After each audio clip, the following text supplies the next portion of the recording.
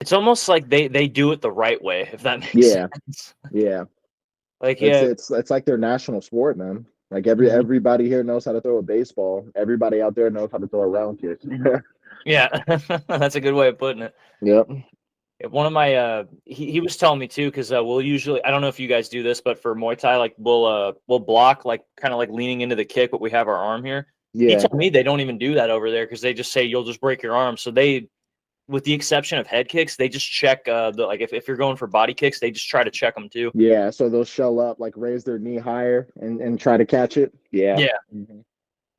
And it sucks now because like now that I think about that, I'm trying to check body kicks, but my mind is so ingrained to do this. I keep Yeah, to try to catch it. Yeah. yeah, I feel disappointed even though I blocked the kick. I'm like, damn it, I need to check it every Yeah. time. You where do you train Muay Thai at?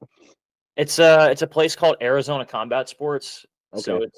it's right next to Arizona State. And dude, like when I mentioned how big the MMA scene's out here. So do Yeah. you know of so you know Henry Cejudo, how he has his own gym? Yep.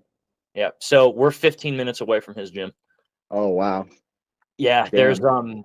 like my gym's not even all that special in terms of like professional talent, but we have two guys who were in the UFC. There's a guy, we have two guys in LFA. We have, I think the most famous active fighter we have is Tyrell Fortune. He's the BF, he's a Bellator fighter.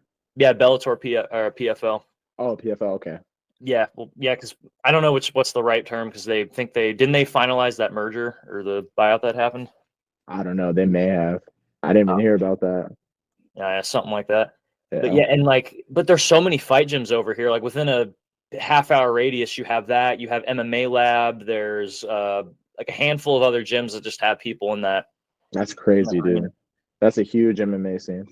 Oh yeah, it's so like we even have one of the guys who his name is Kevin Natividad. He was in the UFC. Hmm. He told me because they get a like there's a lot of Hawaiians and Polynesians that come to the West Coast, Yeah. but a lot of them because they like fighting over in Hawaii. They'll some of them they'll just fly out to Arizona or California to train because they don't get any Hmm. exposure back home, so they just show up here. Yeah.